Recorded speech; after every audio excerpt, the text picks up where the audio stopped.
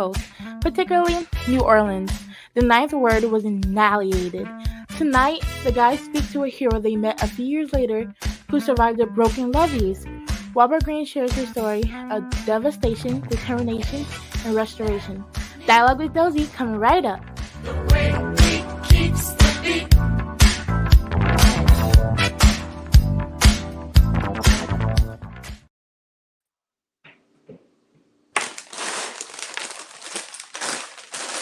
Hey, how's everybody? Welcome to the dialogue. This is Monday night.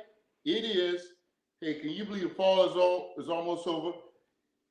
Co-host sitting shotgun with me tonight. My brother's back. KV, what's up, man? Hey, bro, what's happening? What's going on? You got it, man. You got it. All right. It. Hey, listen.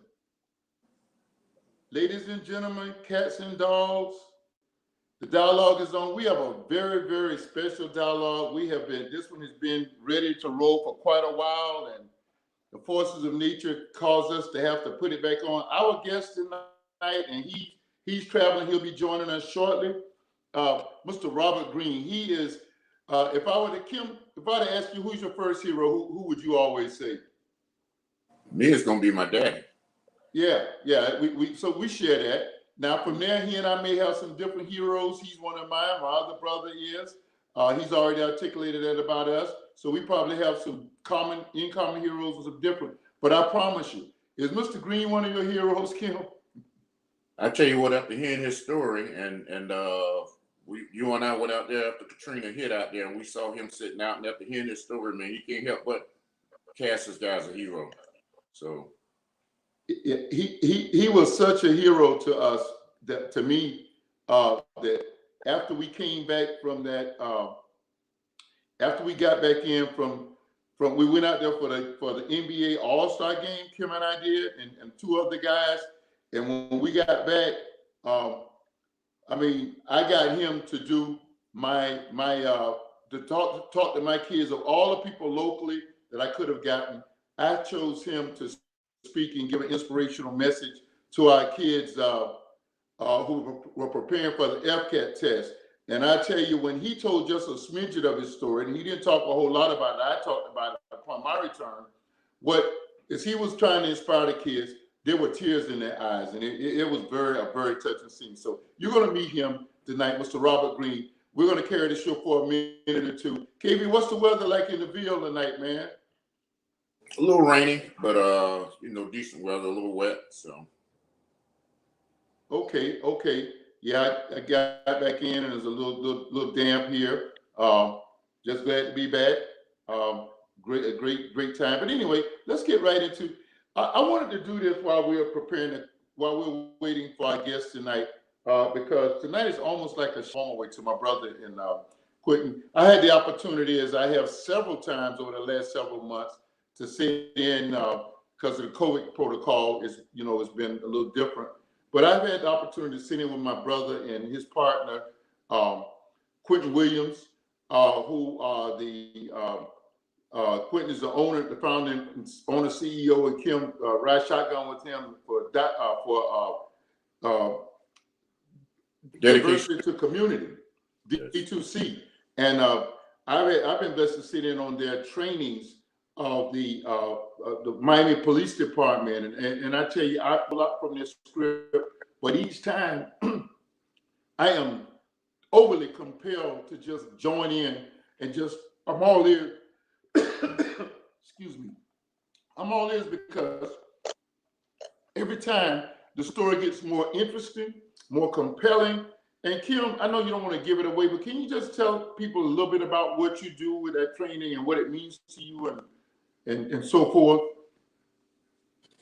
Yeah, Dedication to Community is an organization. Quentin Williams started it. He's the CEO of the organization. Shout out to Q. We call him Q. But he started this organization, and what it is to empower the community with relationships with law enforcement, trying to break down that wall, us versus them so much. We facilitate police departments. We have a national entertainment division, and we have a national sports division. The national sports division consists of the NBA, the NFL, Major League Baseball. We just got Major League Soccer to sign with us. And we also have NASCAR and professional golf on board with us.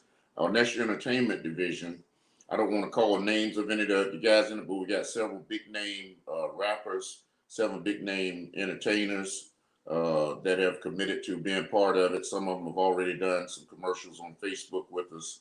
And then we have a National Law Enforcement Division. With my background being a police officer, retired police officer, dedication to community, we travel around the country and we facilitate different police agencies reference building those relationships with community, strong relationships with the community between the agencies and the whichever agencies we're there visiting and their community. We do 8-hour sessions and 4-hour sessions where we have the police and the community come together in the same room and we sit down. And Q and I Q starts out with an interesting story that he experienced. Then I tell a story that I experienced from my personal life. Then we kind of open it up so the community and the police can engage each other. And I tell you, it's really been a good ride. It's been a very fun ride. It's worthwhile. At the end of the day, we get evaluations back from the people in the class and nothing but great remarks on the evaluations. The officers are making comments like, this is the best training I've ever had. I know what it's like to sit in training sessions as a police officer. It's mediocre. A lot of it's mediocre. But we get comments like the best training we ever had. Everybody in the agency needs to go through this training. Thankful to being here with the community to hear their pain and they hear our pain, and we come together and we discuss things, and it's just great training. I'll sell it short if I don't, if I keep talking, but it's great training. You have to be there to experience it to really get what we're saying when I say it's great training. So one of the things that in fact I wanted to talk about, and like you said, we're not going to give it away because we're going to bring he and Q on and we're going to talk about it together a little bit later, a little later on in the fall. But they compel the officers, and I always sit in the back when I go so that I can get a reading on the officers and their reaction to the training. And it's so funny. They come in, and I've been there. I've been taken off the streets to be a policeman to go to training. I said, man, I'd rather be doing my shift than doing this. And they, who are these guys? Yeah, what they got to say and all this. And the minute Q who presents first gets up and starts talking, you have dead silence, and you have whatever number of the sets of eyes in that place, they are all focused on that front room, on that speaker. It's just awesome. And when he hands the ball off to Kim, it's the same thing. But they both tell stories of how their reactions to the with police. In Q's instance, not a civilian, but as a federal officer, he was treated as a civilian. And Kim, as a civilian, builds on the experiences he has while he was a police officer. And Kim gets very deep. Both of them get deep. Both of their stories are very personal. That's what I want to tell.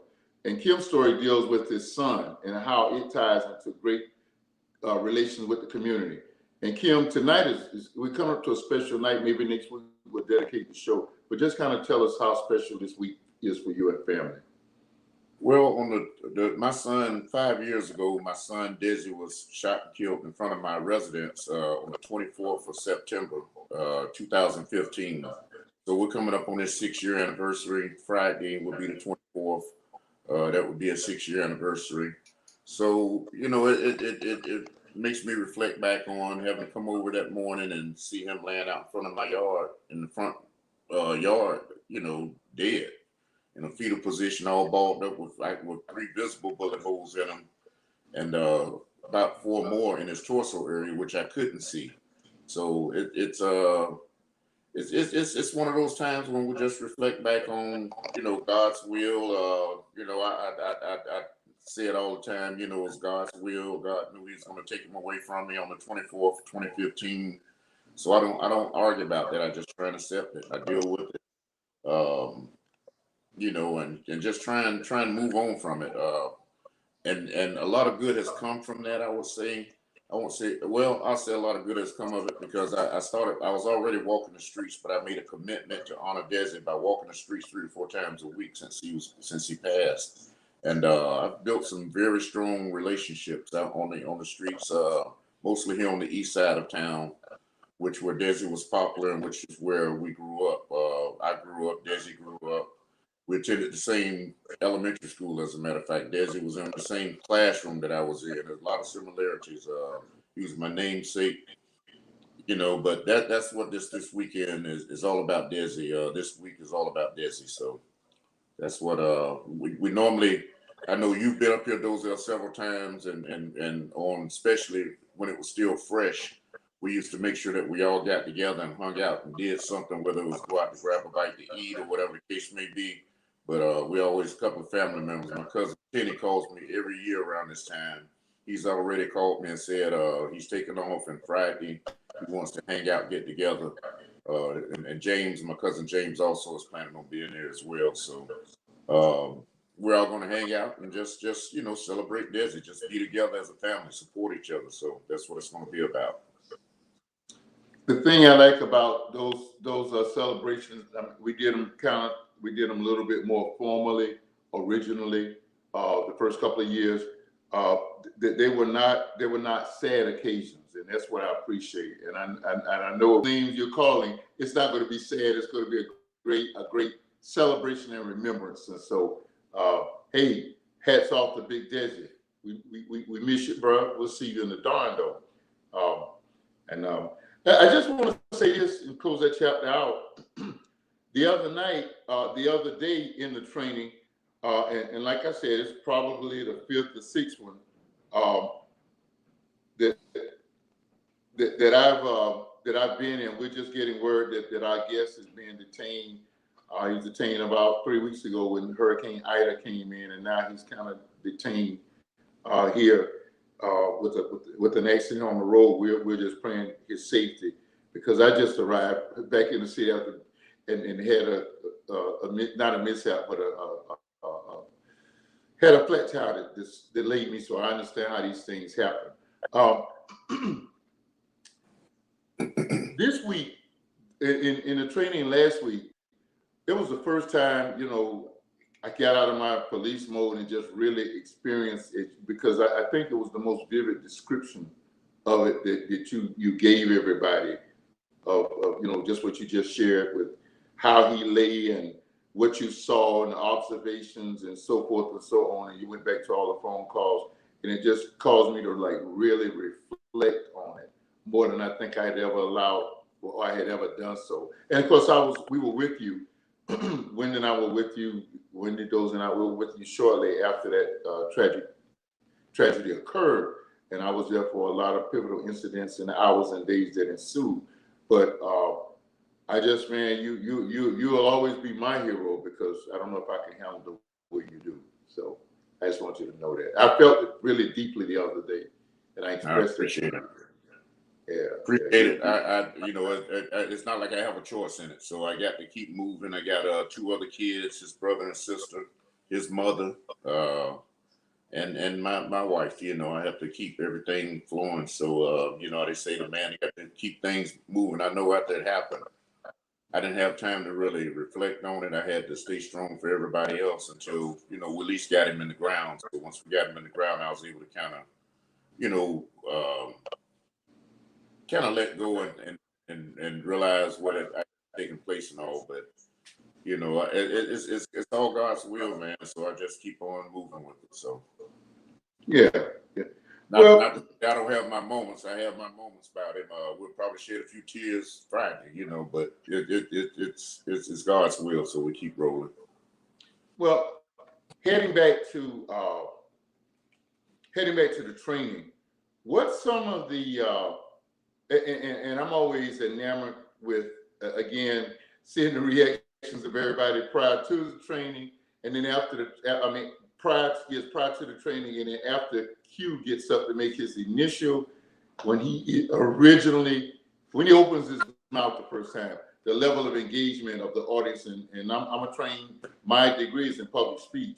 So it's like really, I watch every kind of speech and every dialogues and things. I pay a lot of attention to it, but I don't think I have ever seen the dynamic of seeing every different group comes in and have that lackadaisical attitude, and to see his opening speech, how immediately they're engaged. They're engaged throughout his presentation, and then when he hands the ball to you, they're engaged throughout your presentation, and then it goes to a break.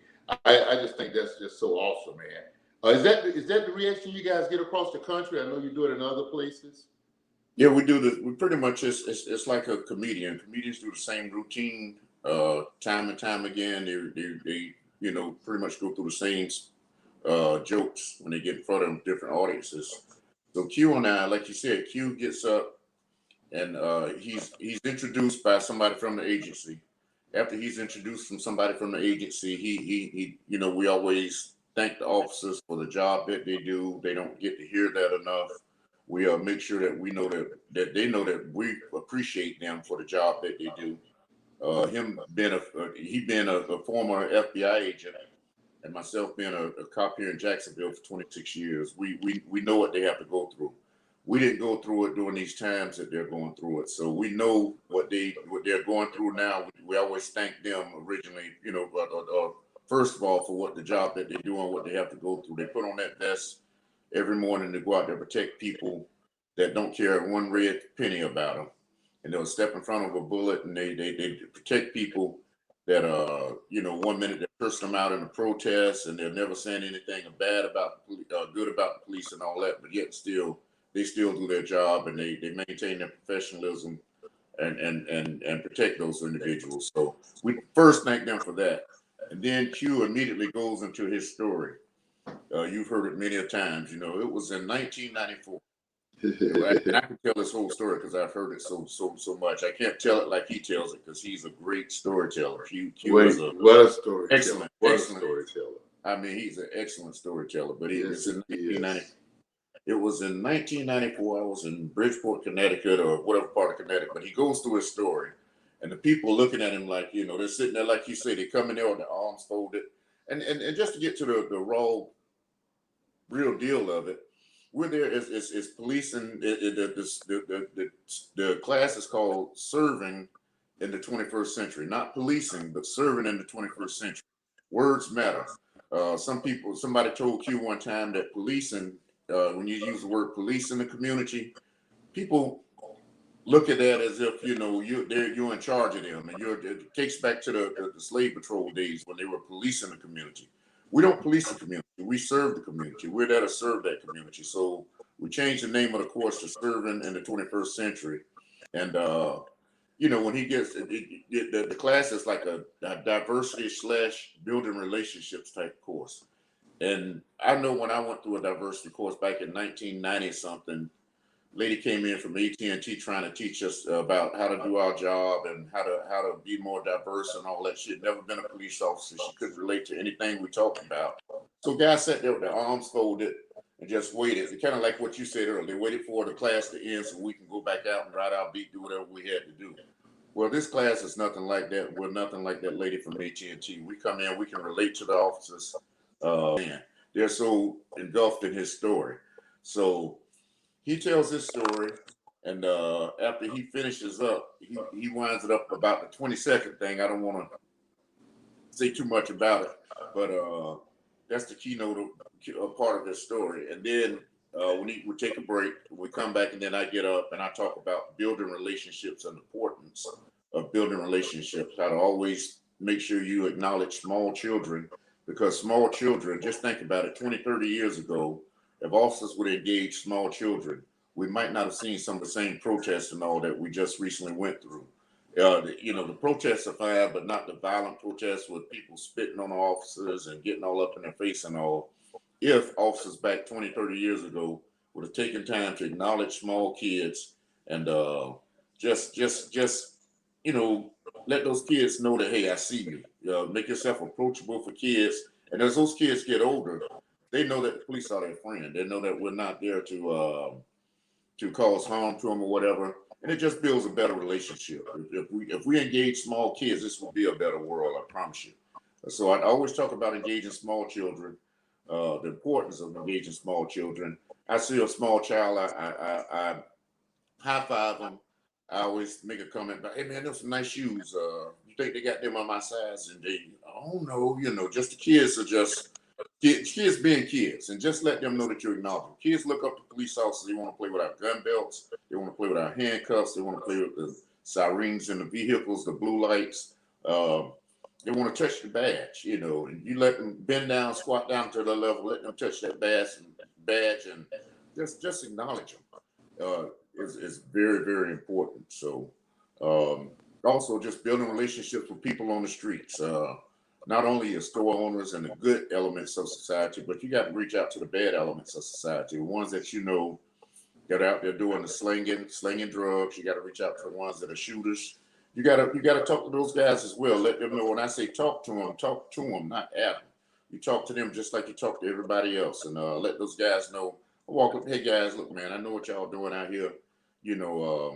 But you're making my job hard, man. I got to work these 12-hour shifts. Do me a favor and just chill out for that 12-hour shift. Let me have my time without having to keep coming up here or whatever the case may be. Matter of fact, I got something better for you to do. I can get you a job where you're gonna have to be looking over your shoulders for the jackman or the policeman. You can make honest money, and let's go this route, man. You don't have to be out here doing what you're doing. One thing I found out in the 5-6 years I've been out there is a lot of these guys don't want to be on the streets. They're out there doing it because they have to put food in their stomach. And a lot of people from the other side of the track sometimes say, well, they know right from wrong. They know they shouldn't be out there doing that. But what they don't get, they go to that kid's house. You open the refrigerator, you look all the way through to the back of it. There's no food there. They have a single parent that's trying to raise them. Their parents doing everything they can. So those kids are trying to eat. Some of them are actually trying to eat and clothe themselves. So it's not all about just out there hustling and making money to them. They're trying to live. So once we realize that as officers, we and not all of them out there doing it. Some out there just making money, just creating havoc. But you reach those guys the same way you reach everybody else. And once you reach out to them, you find out after being consistent with it, they're going to walk off the first couple of times you approach them. But if you're consistent with it and persistent, you eventually crack that egg, and then together we can make that omelet. So that's what it's all about with me. Reaching out to those guys on the streets.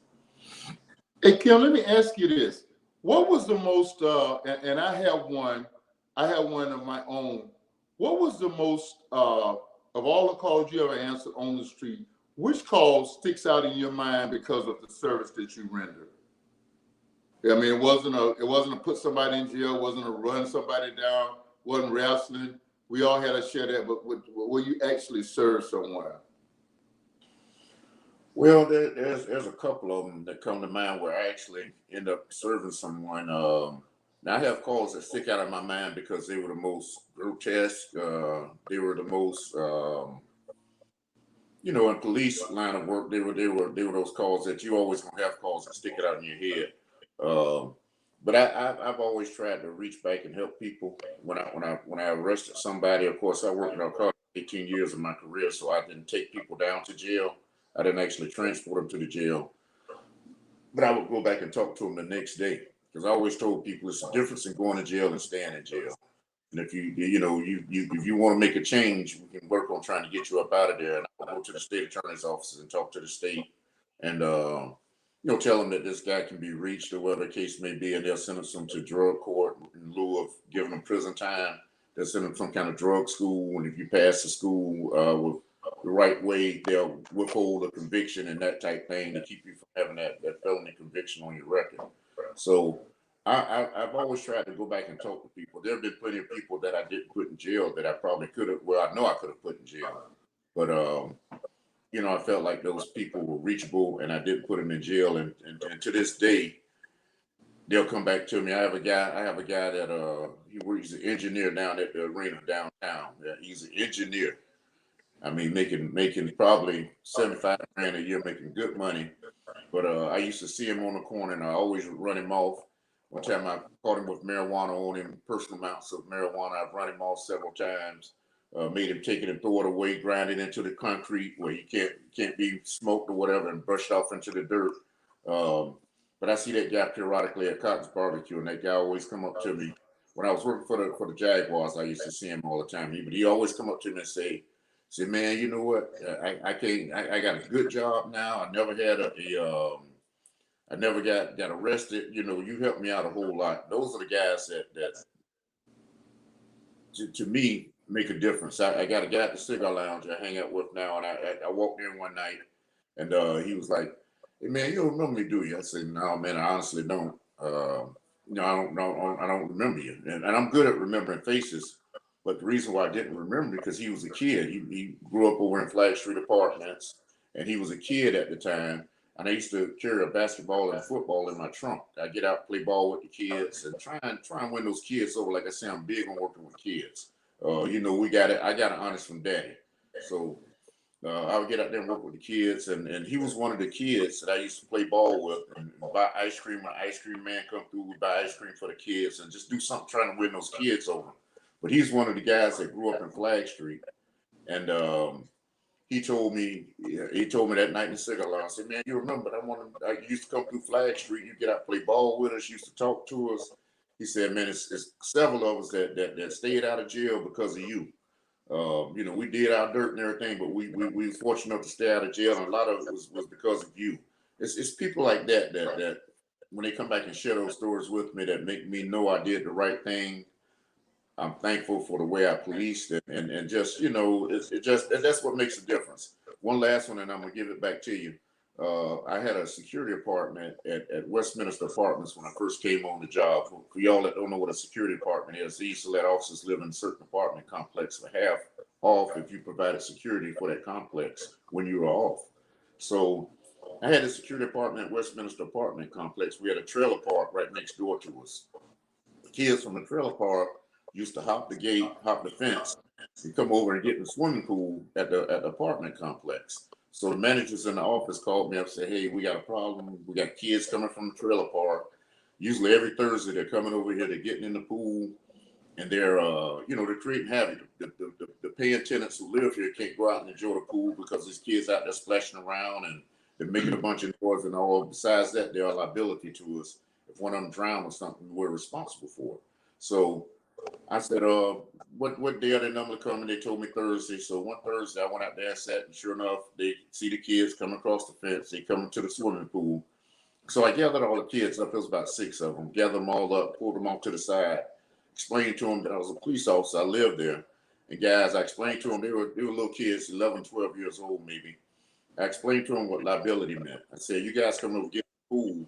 You can't come over and do that. You don't live here. You come get in the pool without a parent, no adults, or anything, and the fact that you don't live here, the apartment complex is responsible if something happens to you. So you can't come over by yourself and get in the pool anymore.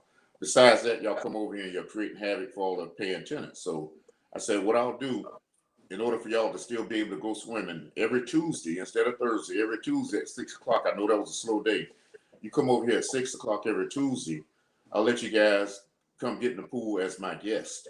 And you come over and you meet me. You meet me at the entrance. Come around the front. Don't stop popping the gate.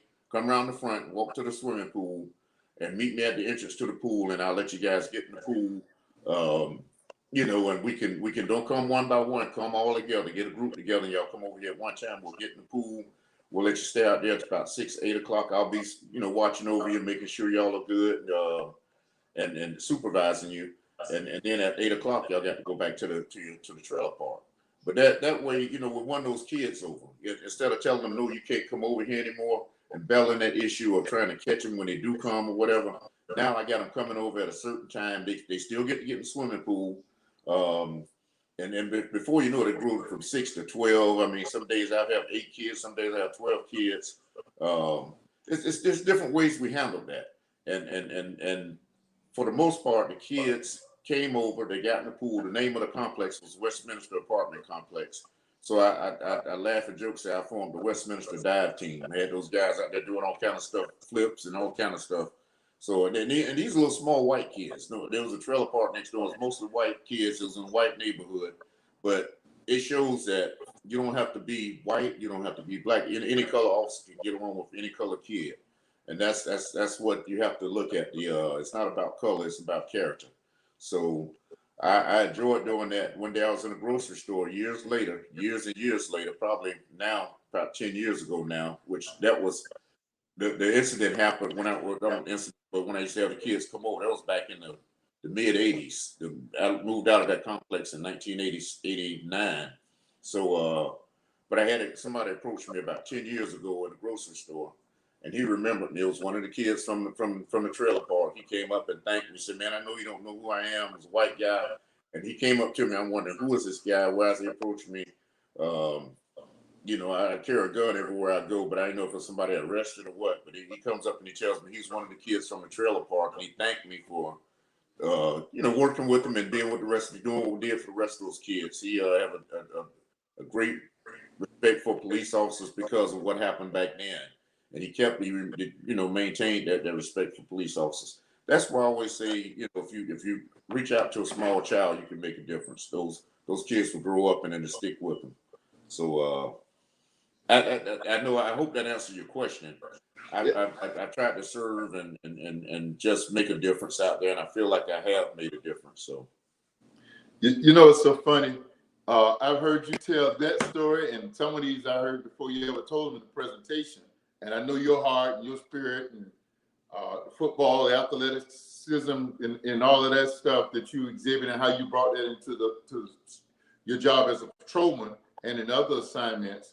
But every time I heard him, I was like, in fact, I put a Facebook page post last week that our dad would really be honored to see, you presenting to help take the temperature down between community and police, especially in view of all of the things that occurred last week, by even sharing through your own tragedy. I just think that's awesome. Pastor, I don't know if you were on, but go back and look at the beginning. Let me just explain to everybody. Mr. Greene, our hero, is caught behind and he's not in an accident, but he's caught behind an accident on the interstate, and we're just, I would just say we're just gonna reschedule him, and we'll promote it and reschedule him for a later date. If he comes on and he wants to do it before time to sign up, we'll do it. But we want the whole hour with him because his story is remarkable. So Kim and I are just gonna kind of keep you. So I want to segue into what you just said, Kim. Your story in talking about the young kids. My favorite story as a policeman, and by the way, it was I think it's the most satisfactory call, or the most satisfaction that I got out of all I did as a policeman. From the action standpoint of view, I got this accommodation from the sheriff of Volusia County, the police, the mayor, and DEA, and I know you got them out the yin yang. But I ran down. We were doing a surveillance when I was in narcotics, and you know how it is. You got people on the team, and you don't tell what you're doing until you need them for a takedown. Just you and your partner and the administrators. And we were brought in at the 11th hour. And like I said, I've never been fast, but I was always brought in for reads because I could keep up with people running. And I could see what was going on. I was reading. I could see the parties involved. I could see that when they knocked on the door of the Volusia County Sheriff's Office, that we were in the Sheriff's Office task force. I could tell that we would have some rabbits. And the girl got the cocaine. And I saw the dude giving her the sign. And I crashed. My partner cracked the window, and I crashed through it and ran in the bathroom with her. I knew what she was trying to do. They had big Doberman pinchers in the back, so you couldn't go in the back and turn the water off. So I knew she was going to go and drop it. And I kind of like, as soon as she dropped in the toilet and went for the handle, I pushed her to the side and stopped the handle from flush it down, pull it out the swirl, and save DEA about $40,000 worth of cocaine. I got all kind of accommodations and stuff for that, and that was great. But the greatest satisfaction I got was one Saturday morning when I worked day shift. I was sent, as soon as I went 10-8, as soon as you go hit the streets, I was sent to a call right away around the street from the police department. And it was an elderly lady, and I kind of I'm looking at okay, all right. So I'm looking to see what we're doing with I guess. So I was called there. Her electricity was inadvertently cut off by FP&L. FP&L served Daytona Beach too. And when I recognized her, she explained to me her situation. I knew her. She sold sandwiches. This is how this dear soul supported herself, man. She sold sandwiches down in what we call the bottom. There were three little, I don't know what y'all call them, little juke joints down in the bottom on the south end of Campbell Street. I think it's now Martin Luther King Boulevard or something. But down the south end on the weekends, Friday, Saturday, Sunday, Saturday, and Thursdays, it's just like it's slam up. It's like nothing but wall to wall us and all kind of activities go on. And she sold sandwiches down there, and that's how she supported herself. She sold sandwiches those 4 nights. So she had all of this meat in her freezer that was about to go bad, that would have gone bad if FP&L was not on the scene. My sergeant, shout out to him, allowed me to stick around long enough that I could negotiate back and forth with FP&L. And back then they didn't turn stuff on from computers. They actually had to come and do a hard turn on site. And they were trying their best after they acknowledged it was their mistake. They were trying to put it off till Monday. And I was saying, this can't happen. This lady's livelihood depends on this stuff being turned on in the short term. And thankfully, my sergeant and his lieutenant allowed me to stay on that call about 4 hours until the FP&L truck arrived and got that lady's lights on. And she was able to go that Saturday night, and sell those products. And that's what I got my greatest satisfaction from. Now, let me tell you about her.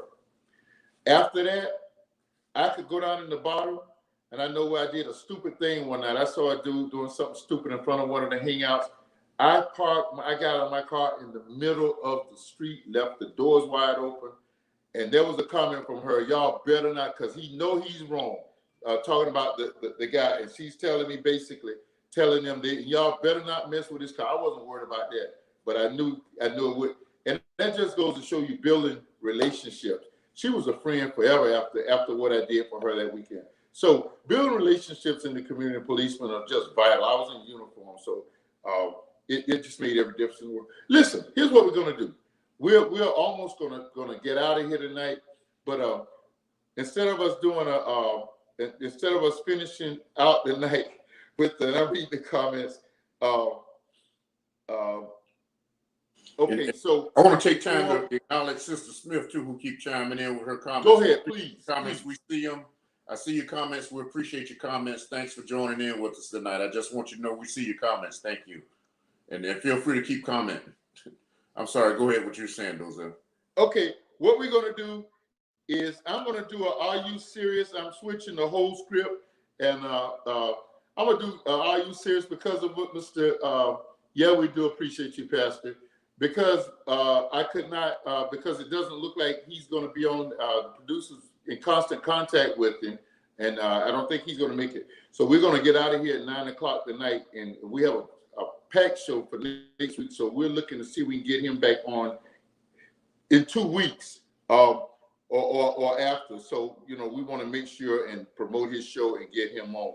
But I just want to do this.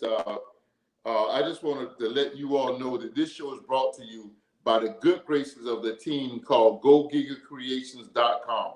That's GoGigaCreations.com. That's our daughter, Toya Glenn, and LaToya Glenn and her team. And you see the great job that they do. Just the greatest producer. Yeah. Every week it's a different posters, different color scheme. They just do an awesome job. So all your virtual needs, go contact them right now, GoGigaCreations.com.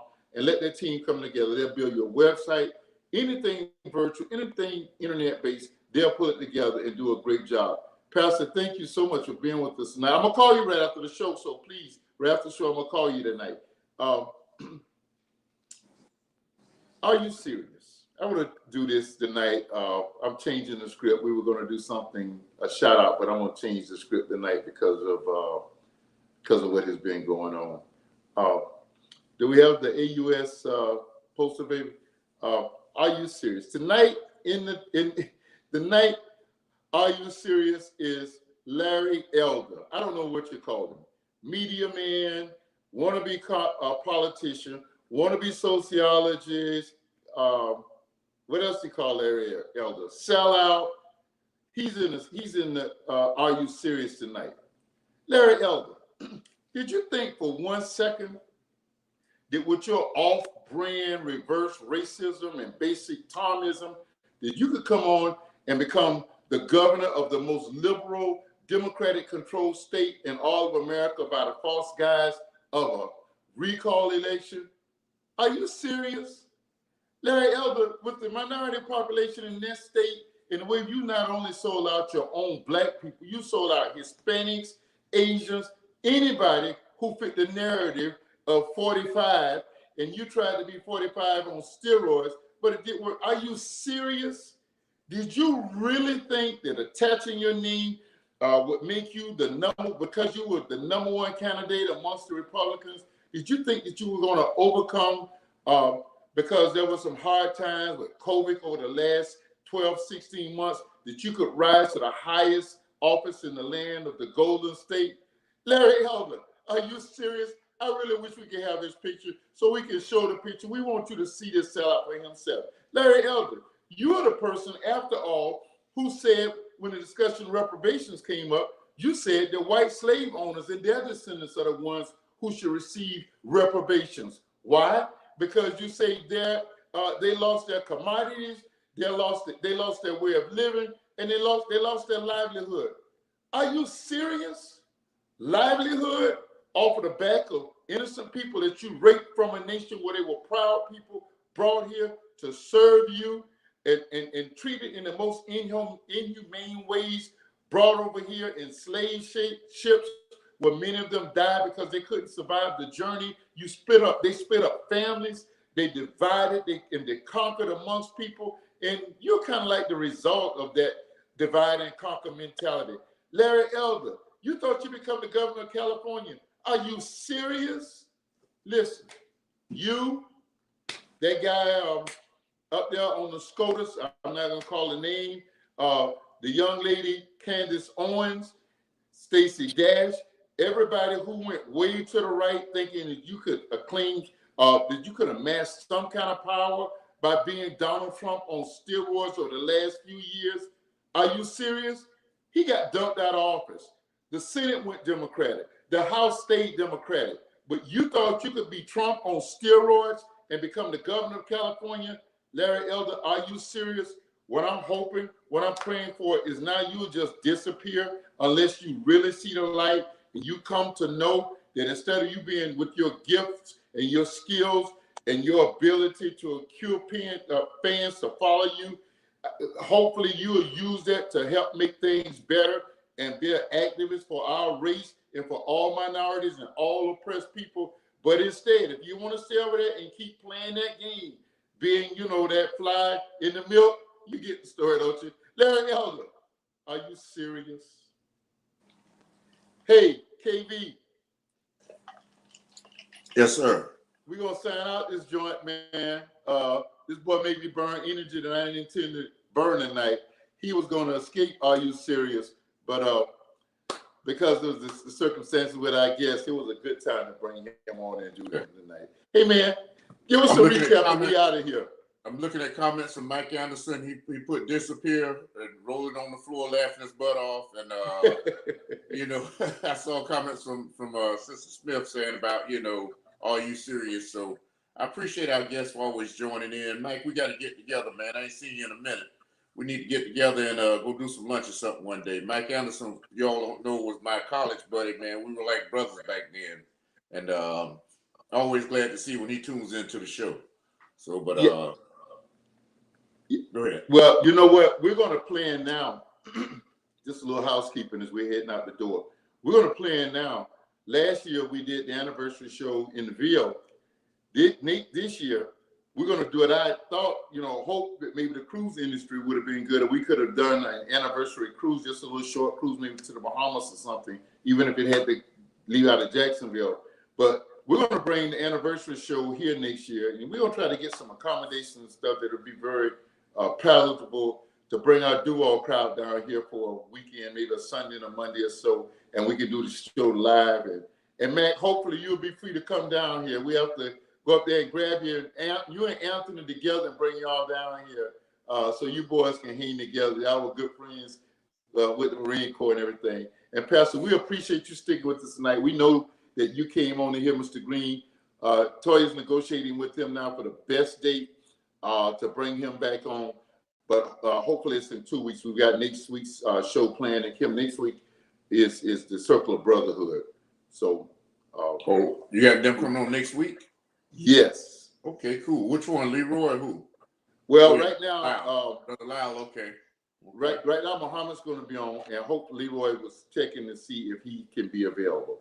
So he hit me up yesterday, so I'm gonna keep him in touch with that and let him know, to join us on that night. So. Okay, that's cool. Well, listen, man, you got any closing comments? Or we didn't do anything to see tonight, but we could talk about police and community. But before we get out of here, just just your last words, man. And thank you for helping. Well, tonight's show was to bring on Brother Greene and him tell his story. He has an amazing story. I'm not gonna even talk about any of it because I don't want. I want you guys to hear it from his mouth. He has an amazing story, amazing story. So, but we'll wait till he comes on and be able to tell his own story. Tonight we had the ad lib, and part of it, the ad lib was this week being special moments in my life because of my son. So, shout out to Desi. Long live Big Desi. We love your son. And I'll see you in the dawn, man. Thank you everybody for joining in with us tonight, dealing with us for the ad lib and all, and we hope that you continue to join us. Thank you. And you know what? After your shout out to Big Desi, that's how I want to leave the show tonight. I'm not going to even do as I see it. Thanks, bro. Next week, the Circle of Brotherhood. Circle of Brotherhood will be with us. They are a group of, some of them are ex-felons. In fact, Brother Kim just mentioned a 4-time ex-felon. And ex-felon, ex-Muslims, ex-Panthers, ex-everything who have come together to help police and community in Dade County. We're trying to get them to move up to Broward to get a chapter here. Then Kim talking to them about doing something in Duval. And we said in their training a few weeks ago, and it's a little different from Kim and Q's training, but it's awesome nonetheless. So we're looking to have them in here on next Monday night. We'll be promoting that very quickly. I want you to commit now to join us next week, Circle of Brother. We hope to have Mr. Greene in 2 weeks. You'll know in plenty of time before he comes on. Listen, thank you for joining us. Thank you for your allegiance to this show. We know the pandemic we thought was over, and that was one of the things we had. We know you got a whole wide world open up to you again now, but thanks for sticking with us. This is Dialogue with Dozy. One dude on the couch started out just trying to hold a show together, engaging folk, and then blessed to have my brother come aboard about a third, and what a show we enjoy. So we salute all of you, and we thank you. We'll see you next Monday night, KV. I know. Dialogue with Dozy. We love you guys.